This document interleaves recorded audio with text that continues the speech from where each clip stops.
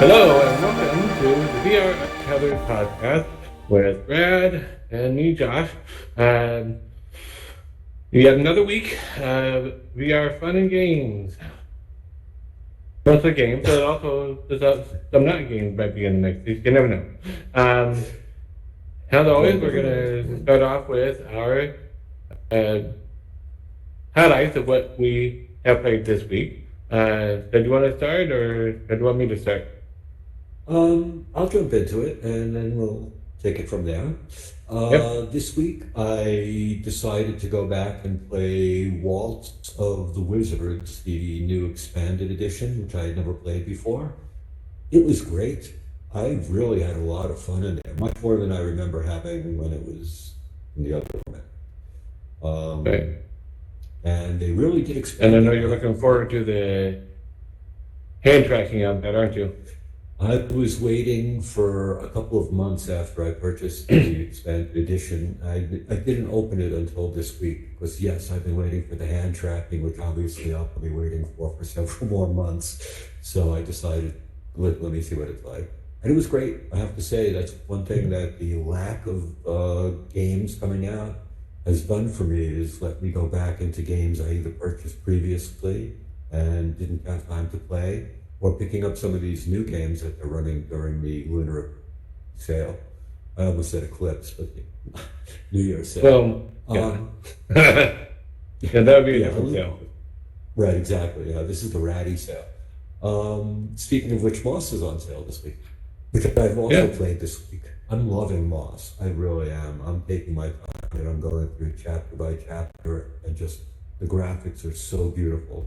I would have to recommend anybody, if it's on sale while you're seeing this, you're in for a treat. Something unlike what you've ever experienced. What else did I play this week? I played Path of the Warrior again, which I find to be Yep. much more fun in multiplayer than single player. It's like it was designed to be a co-op game, and they just sort of Right. pushed it out a little too fast. But at this point, I would recommend it to anyone because graphically it's beautiful, gameplay is easy to pick up, and it's a great way to get your yayas out. And I Yep. picked up Doctor Who, which I haven't played yet, because I've been reading a lot of really mediocre reviews, talking about a Yeah. lot of glitches that people seem to be having with it. Yeah.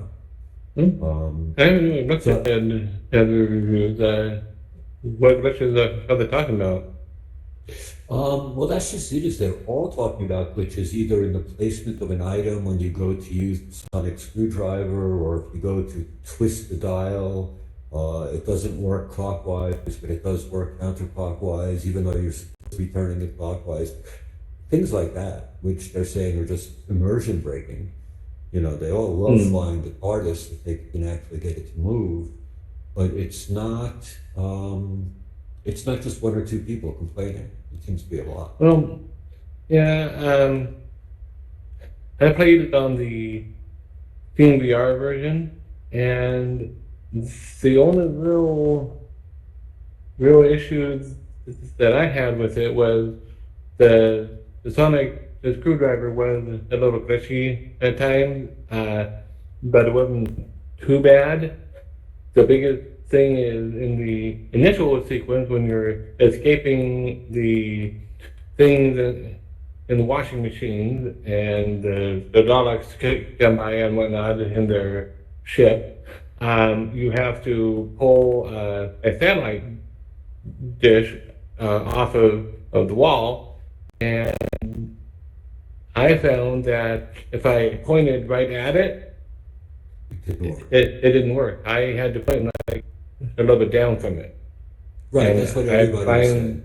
find the right spot kind of by just the trial and error.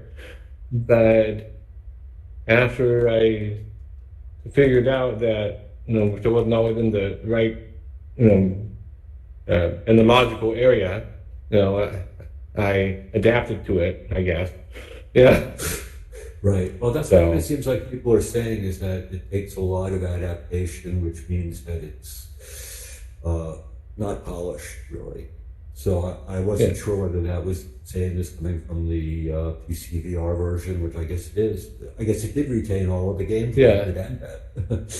Well, the actual story and everything else, in my opinion, makes up for it, but everybody's mileage varies on that. You know, to some people, the story and the graphic elements and the puzzles and all make up for any glitches.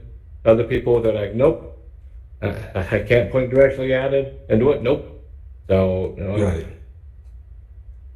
Well, knowing each other, I don't think either one of us were particularly picky in that respect, as long as the overall gameplay is there. right. And that whatever flaws we find aren't immersion breaking, then, then give them a chance to work on it. But, it's really, I guess we're caught between the coming soon problem and the let's get it out there problem, and Well, maybe we can take another 8 months to do it. Yeah, it sounds like it's pretty much exactly the same as it is on the PC with those though. So it's not in my opinion, it's not they were rushed. They did it exactly the same, but obviously with the Quest controllers, and I don't know if that's something they're going to fix in the future. I would hope that they do, because it'd be better if it worked more smoothly there. But overall, I still enjoyed it, and I wouldn't.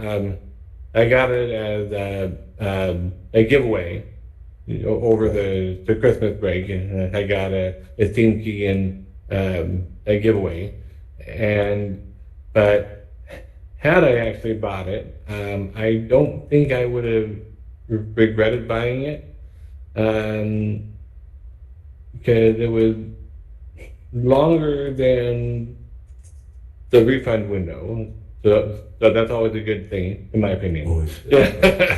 Absolutely. Can't argue with you there. And it was overall fun. I wanted more of it, I would be happy to see a DLC pack come out for it in the future. I don't know if that's going to happen, but it'd be cool if it did, have more stuff to do, or another mini adventure in there, or something, So Well, this developer is Maze Theory, right? it's a nice story, yeah. Yeah, and they had posted on Twitter that they also wanted feedback on what other movies, franchises, or entertainment you'd be interested in. So I would hope they did that they would fix this. on Reddit also. They had a Reddit post too. Right. So that's great that they want to get it into a different rating to play before there was such a thing as VR. But yeah, I would say if they want to get into other venues, that they should get this working correctly. But it does sound like they ported it over very well, and just included the glitches from the original. So let's get them to work on that. And the other game that I picked up, which I've played before, but I have not played on the Quest yet, is Fisherman's Tale. Right. Because it is mind-blowing, and the graphics on it on the PC VR were absolutely amazing, and people still talk about the graphics on the Quest.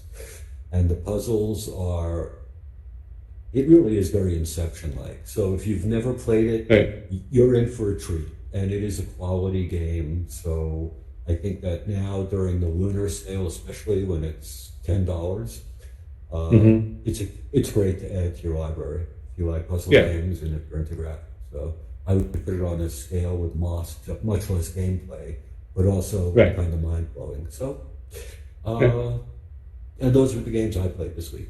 What about you? So, the game that I played this week, my standard staple of tilt brush, cylinder threaders, a little pistol whip, etc. But I also And hang on one second here while I open up my list to remind myself. Uh, I also checked out the updates. Um, I didn't actually have a chance to play around with it yet, but I opened it up and I looked at it briefly. It's a tool belt where you can reach out and with a grab gesture like that, you open up a tool belt and you've got various tools like a precision measuring tool, etc. So it opens up a lot of possibilities, and this is a beta, so it's not a official release of the tools yet. It's just people who signed up for the beta of it. Right. I also introduced my son to Voxelworks, and he really enjoyed it. It's very amusing to see him going and running in place and then hammering in the air and whatnot. So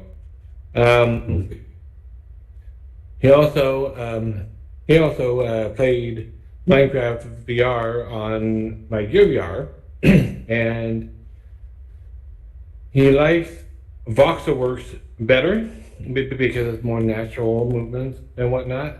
But Right. Minecraft is obviously much more polished at this point. It's got mobs, it's got all sorts of elements. You can build whatever, etc. And Voxelworks is still very much early access. But he enjoyed it. He burned a lot of calories on my behalf in your fit. That was nice of him. Give him an What? increase in salary. Give him an increase in his allowance. Yeah, maybe. I also tried out a game on Voxelworks is on SideQuest. I also tried out another one that's on SideQuest called Matter VR. It also is not state, but is kind of a puzzle game, although not really. You have to amass a certain amount of points in a certain amount of time to game, but it's kind of like Universe Sandbox or a Universe Simulator game. You can create stars, create planets, get them orbiting each other, get moons going. Sounds like fun. You can get a neutron star, get a black hole, and there's a free play mode also. So, and again, my son had a lot of fun with that one also, and they've got a really cool mechanic of you hold your hand out and you're holding down the A button, or the X button, either one, and you are creating the star that starts off as like a moon and then grows into a planet and then grows into a star and grows into that starts out as a red dwarf and goes yellow and then orange and then blue hypergiant and all that stuff, and it's got a big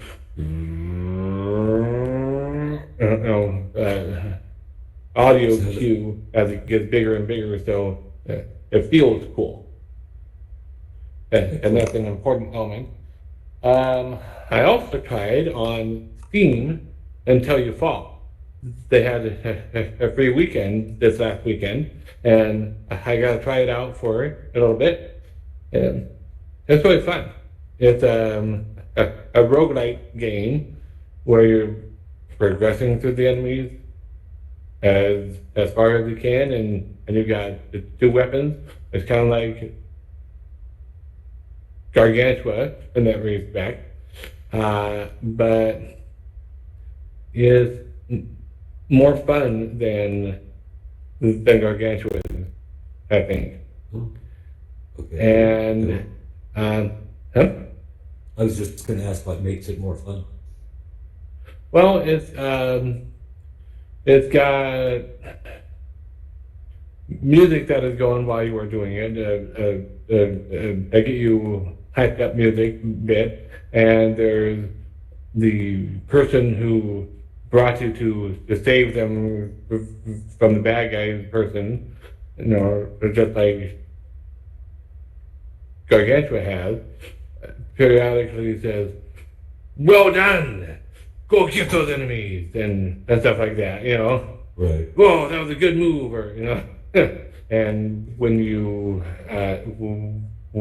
upgrade a weapon, goes, "I thought you'd like that one," and stuff like that. So,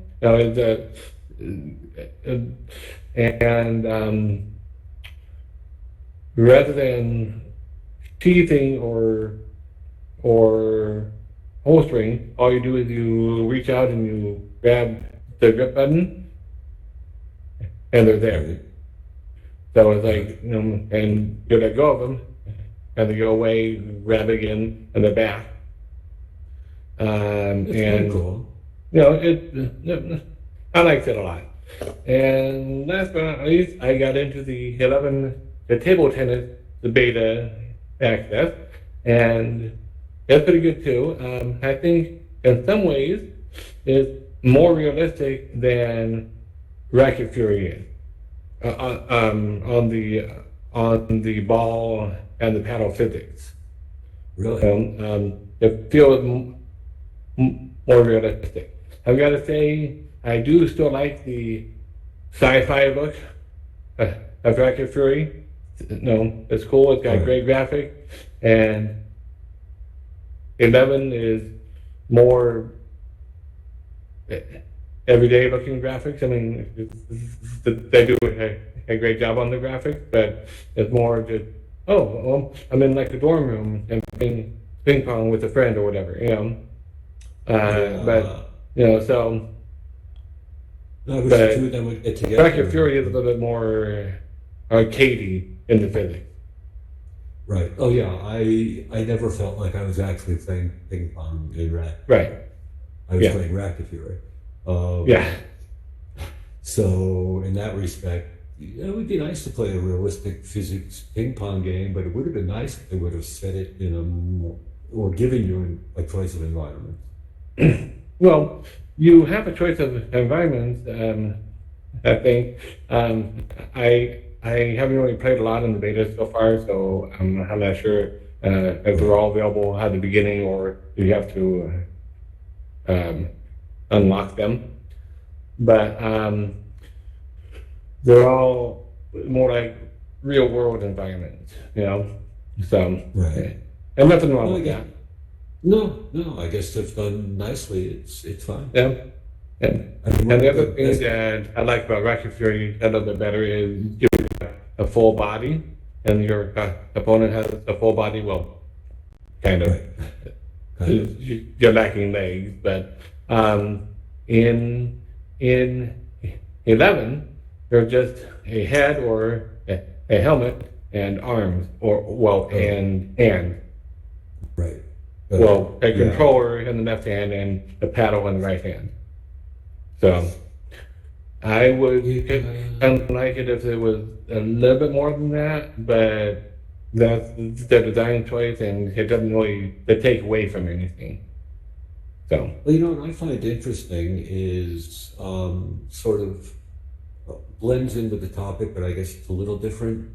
It comes to mind with what happened on SideQuest with To the Top this week, as well as the Kickstarter for Iron Lights. And it poses to me an interesting way that these games are coming to the Quest through different methods of raising money before it gets to the point of selling them. The curation process has become really bizarre. When I see a game being sold on SideQuest for $15, not an inexpensive game, and I see Mikael on SideQuest, not on SideQuest, on Kickstarter, raising more money for Iron Lights, which has already been approved, and this is just to improve the appearance.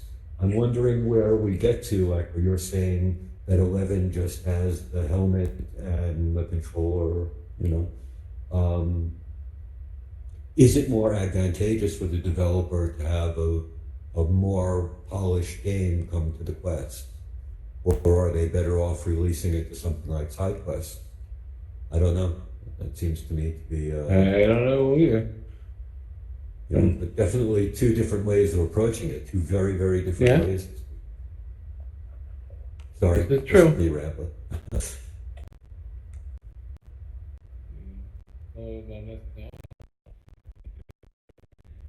Okay.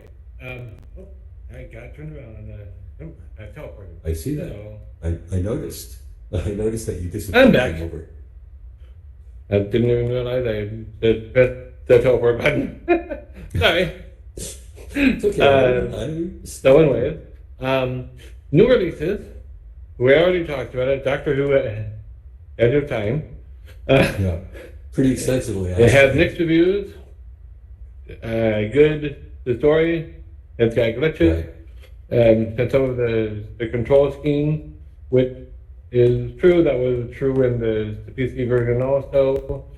I think everything else offsets that enough, but your mileage may vary. So if you're not sure and you get it, make sure that you don't go past the refund window in case you just can't get past the wonkiness of the controls.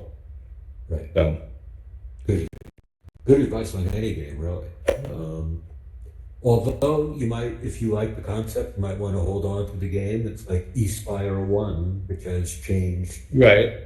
That's a good point. They might decide to update it and patch it and make it work better. Right. Exactly. Which we've seen happen, like we just mentioned, in eSpire 1 and several other games where, like Sirento, which kept improving, and, you know, it depends on the developer. But we've seen a lot of games come out in a fairly raw state and become more polished over the months. So it's up to you as to, you know, length of time for gameplay. Yep. And now moving on to upcoming titles. Yes? Audica. Go ahead. We have Audica coming on Tuesday. can't wait for that A one. bit of an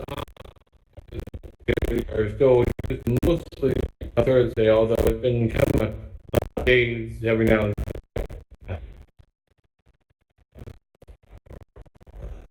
Yeah, the last few months have definitely lost the Thursday and the no sale. Everything changed over the holidays. Yeah.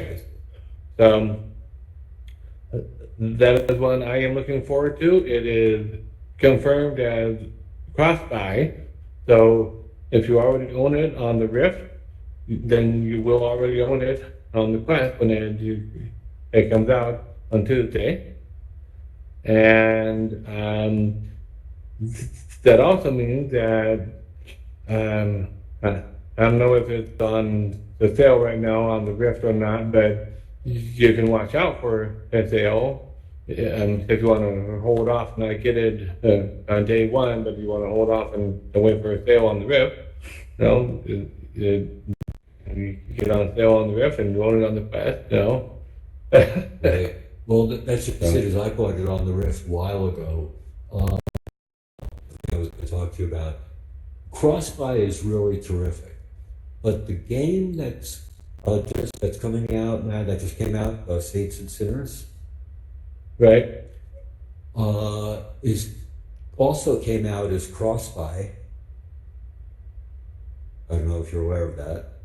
Okay. But that's great news that it's going to be coming to the Quest. The bad news is it's coming to the Quest sometime in quarter 3 or 4 of 2020. Yeah, that's a long way. That's a very long way. So if you're an Untethered fan and you're buying it for the Quest, I don't see the real rush to Right. to buy the Crosslight at this point. But Yep. it's also something you might want to look for sale over the course of the year. You have several Yep. months to wait for it. Yep. Yeah, something Yeah. to keep an eye on. Yeah. On the other hand, it's not currently able to be played via the virtual desktop and Shadow or whatever, or Link. Well, and it probably works on Link because that goes to the Oculus Home. But Right. with Shadow and virtual desktop, or just the virtual desktop on your own gaming PC, it doesn't currently work. But I read in the Shadow Discord that someone commented that they had reached out to the dev, and I hit the power is low. Awesome. I have it plugged in, but I guess where it's plugged in is not charging very well. The dev said, "Well, we didn't think that we would need to support this, but we've had a lot of users asking about it, so we'll be working on it." So at some point in the near future, they're gonna have a patch so that it works with virtual desktop, because I guess what the issue is, it says please plug in a native headset or whatever, and then close it, because it detects that it's running on in an emulated mode. You know, but they're gonna work on that so that it works. So when they have that patch live, if you have SideQuest and you have virtual desktop, the sideloaded version, you will be able to play it. Excellent. That's great to So, know. And it is Yeah. it's nice to see all of the, and also I don't think we mentioned the fact that the Go was dropped from the enterprise line for Oculus, but now they're pretty much focusing everybody on the Quest. That's going to be the Yep. lowest common denominator, which is Yep. great. It's going to make a lot of developers come out of their 3 DLF mode and into the 6 DLF world. So that should be Maybe. a good thing. Yep. Now, I read about another upcoming title that's not a Quest upcoming title, but it's a ThinkVR upcoming title that early access the demo right now. Change Ranger and Brain versus Zombies. Change Ranger is a puzzle game that's kind of like time stall, and then you can freeze time and do things, and then unfreeze and watch it play out. But from what I read in the article on it, is a little bit different than the time stall. You're not on a ship and saving the incompetent robots from themselves. Is things like you've got a bunch of thugs with guns that are going to shoot you full of bullets, but you can stop time and then go and rearrange things so that they are shooting at each other. You go back, hit play, and that kind of time play out, and they take themselves out. That could be fun. Yeah, and Brain is Zombies is also a little bit of a puzzle game, and I believe they are both available on Steam right now. If anyone wants to check it out using Link or virtual desktop or whatever. So, and That's cool. because my headset's running low because of our my match with Mikael and whatnot on Rec Room Laser Tag earlier, we're going to move right into the news. Playful Studios, the studio behind Lucky's Tale, announced a significant reduction in staff. It kind of remains to be seen exactly what this means, but it can't be terribly good news, and it kind of looks like we're losing a VR studio to VR. And What do you think? it really is a shame because I played Lucky's Tale when it first came out. And Yeah, it was one of the very first the things available for the Oculus VR Right. system. it actually made me dizzy. That's how early it came out that I still didn't have my VR legs. But yeah, the whole world rotating around Lucky, like it was a really very well implemented game, very, very well polished and a lot of fun. Mhm. And Yeah, being able to look at your character from a godlike view or go down to his level, it had right. everything. It really did. So I'm surprised they left the VR field to begin with, because Lucky's Yeah, I Tale mean is a they side scroller. to follow it up with a non-VR the platformer Right. basically, didn't they? Yeah, and I think that might have Yeah, been what backfired on them, as opposed to either right, progressing with Lucky's Tale or going, right. format. But in VR, I I remember revisited. I remember I was on the Gear back then, and I was hoping that they supported it to the Gear VR, and Right. mm, It would have yeah, made a great port for Quest also. yeah, I mean, a really yeah, great port for Quest. But you did need, it was graphically beautiful, and it was a really well done three-dimensional world. So I'm not sure, but it is a shame to lose another developer unless they're going on to develop something else or merge with another team. I don't know. right. But yeah, that was Yeah, sort of it, sad to see. it remains to be seen, but it doesn't feel like a good thing. No, does Um, it? in other news, another thing that does not feel like a good thing is Unity has deprecated support within the game development studio Yeah. for Let's, VR, Daydream, right. and Valve's OpenVR. Right. Now, that sounds really terrible, but it's not quite as bad as it seems. They still have native support for Oculus and Windows Mixed Reality and AR Kit, AR Core, all that stuff. And Valve is working on its own the plugin option to still be supported in Unity and still be available for development there. It's just not a natively supported one, Yeah, but which not means, natively supported. which means That's Valve the is big problem. responsible for how well the plugin works as opposed to Unity. Right. So, Well, the blame anyway. yeah. Yeah, I hate when Unity does that though. Unity tends to do that fairly often. Break. Yeah. Deprecates, as you want to say, systems, but Well, other. we knew Gear VR and Daydream were coming because Right. Oculus already ditched the Gear VR, and the Oculus plugin already deprecated that. Daydream already kind of went the way of the dodo.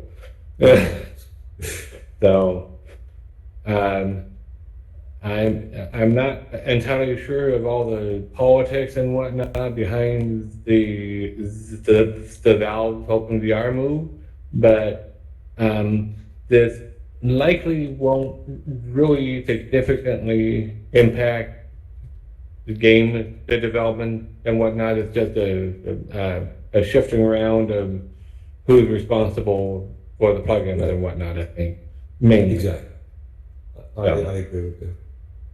So, for devs, it's a big thing. For users, not so much. Maybe a few more glitches, and pretty much it does signal the death of Daydream, and Yeah. But anyway, Yep. on a more Moving positive- on to more positive VR news, even though it has got a negative the topic, Stanford University and Teach Aids are they're collaborating on VR concussion prevention training. Because that's a big problem when it comes to contact sports, especially football, American Right. football, not the European football, although it probably does some issues in that regard too. But in American football, it's a big issue, and they are working on a VR app that will help teach people about how to avoid it, how to prevent it, the importance of not pushing yourself if you get one, etc. And recovering from it, so that you don't get lasting brain damage as a result. Okay, I guess that's a temporary fix. Yeah, I mean it's a good project, even though it's about a negative topic. No one wants to get a concussion. Well, So, yeah, that's true. I thought one of the interesting things this week on a more positive note was the Lenovo devoting a new headset to classroom learning. okay, And it just seems to me that that's another indication that that's where we're going, since Lenovo is now focusing not on games and not on experiences, but on learning. right. It's interesting that Well, yeah, people go that way. that's a big use case for VR. Yeah, Exactly. So just the fact that that's where they're concentrating and focusing an effort means I think we're going to see a lot more growth in that really soon. right. Last bit of news that I had written down, well, we went after that, that I think you added. Niantic is working on AR glasses. We have yet another contender for AR glasses coming out. If anyone has experience enough with AR already, It's Niantic. it's Niantic. Just ask any They kid are that's under 7. one of the partners that we're partnering with the Qualcomm on their new XR2 based stuff, and they are working with Qualcomm to develop basically the AR glasses. Right. So it'll be interesting to follow that and see how it progresses. And who knows, some point next year you may be able to buy a $200, $300 pair of glasses, so you can capture Pokemon that way. Or play Harry Potter or Ghostbusters. Yep. I mean, they have a few different things out there now. But yes, I mean, Niantic actually does give me hope for a reasonably priced AR glasses game portal, at least, coming very soon. Yeah. Not chances, real thing. They also have all their experience and their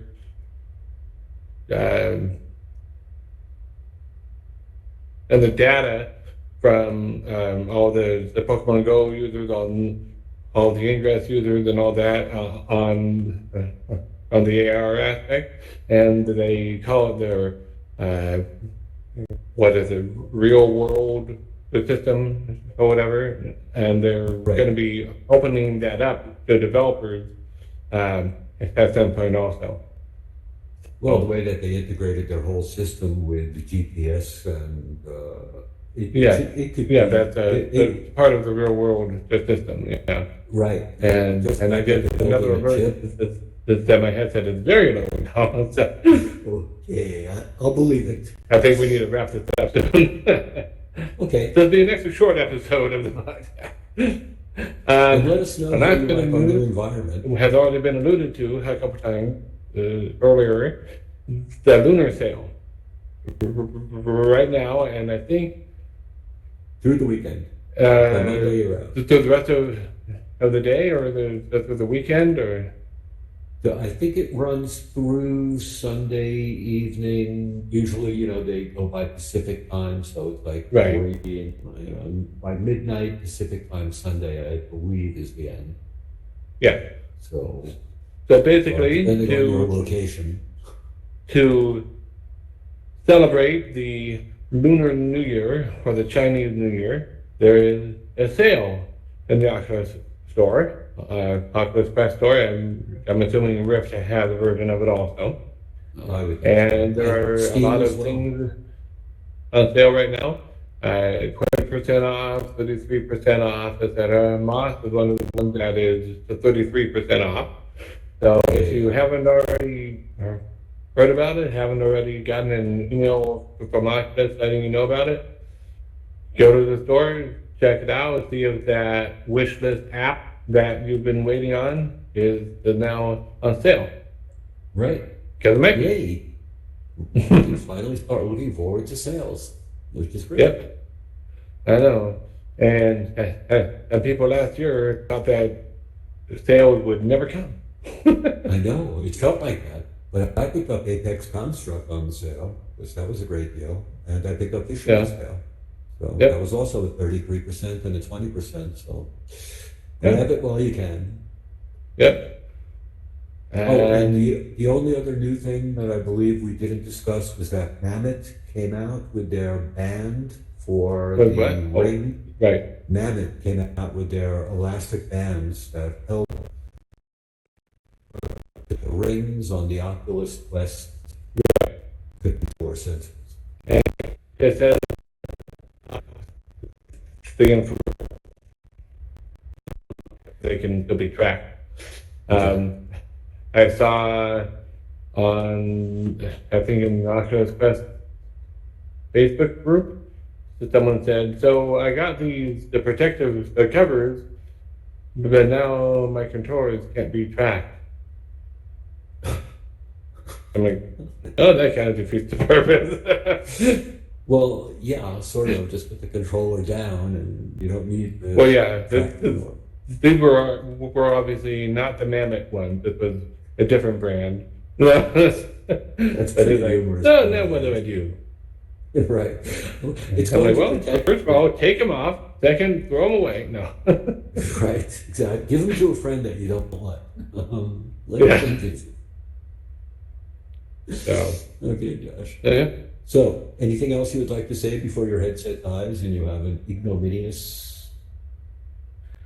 I have a question for you guys that I want you to answer in the comment. How many licks does it take to get to the center of a Tootsie Pop? Who knows the answer? I know, I'm showing my age there, huh? Oh, yeah. No, That was great.